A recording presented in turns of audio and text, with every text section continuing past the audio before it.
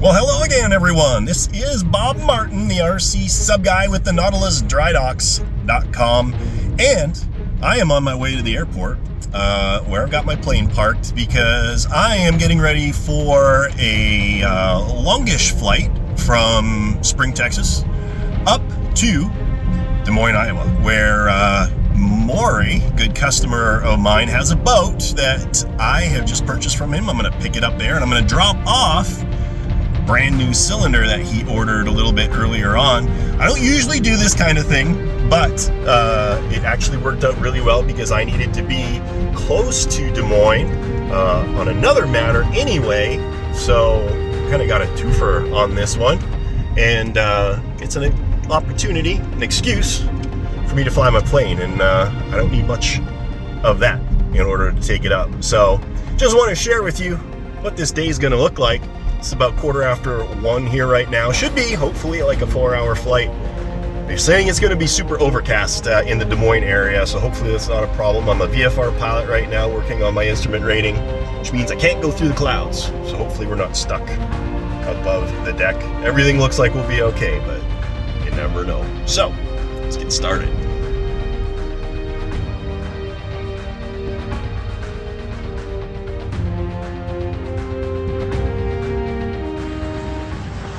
So, at the airport, it's like 93 degrees outside. It's pretty warm. It's going to be warm until we get up to altitude. That's my plane back there, 425 Romeo Tango. It's a French plane, Socata Trinidad TB21. I love it. We're going to take it up right now, hop in, get her fired up, and do our run-ups and head off north to Des Moines.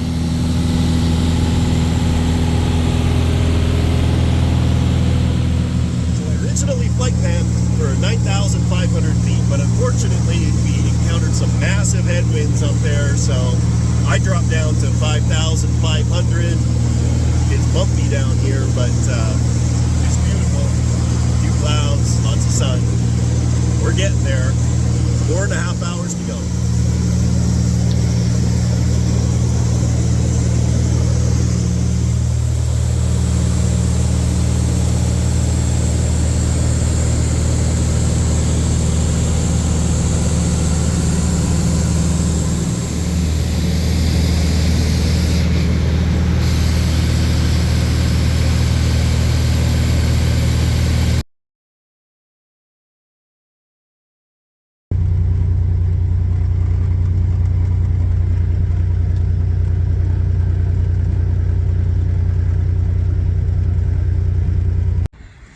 All right, so it is 7:30 at night, and I'm in the Des Moines airport near the FBO where I park my plane.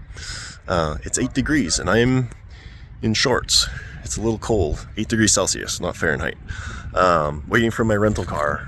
So it was a cool flight. We had to duck under some clouds and fly the last like 40 miles at about 2,000 feet above the ground, but hey, it worked. So tomorrow I'm going to meet with Maury. We're going to grab the boat, give him his cylinder, and we'll shoot some more video then. But for now, I'm going to go to my hotel room, get some sleep, and hit the day hard tomorrow. All right, the weather looks a little different right now than it did last night. As you can tell, it's beautiful and sunny out. It's like 60 degrees and clear here in Des Moines. Sitting on the back of Maury's truck. This is Maury. He's been a long time, really good customer of mine. Thanks for meeting me, Maury. You bet, Bob. Behind me, you can see we've got a beautiful OTW Seahund. I put together. Well, actually, I got it from Ken Griffin ages ago and gave it to Maury. Now Maury's got it back to me, so I got plans for it. I'm thinking RC torpedoes would be fun. Oh, the big ones that drop. Yeah. Perfect. In my free time, we'll work on that. Yeah, when you got nothing else to do. So the plan, we're going to throw this in the back of the plane and fly back home. Hopefully get back in time for dinner if the winds are favorable. But in the meantime, before we opened up the back here, Maury had an interesting little anecdote, and we were talking about cylinders and people's comfort level and working on them. So what was it that you're saying? So you've been fighting for forever on that OTW cylinder. Right. I've never gotten the pump to work properly or at all. And we've been replacing speed controls and remotes and the whole thing, and I got everything going well except for the pump. So last week I just reached maximum frustration and said I've got to figure this out. So I tore the whole cylinder down and went back to Bob's upholder build YouTube series from like 3 years ago or so. Maybe even longer than that. Yeah, that was a long time ago. And on the second video is him rigging the electronics in the cylinder, and which comprised. It starts by hooking up the remote. The power is coming in to the cylinder directly through the fuse into the remote, and then everything goes back from there.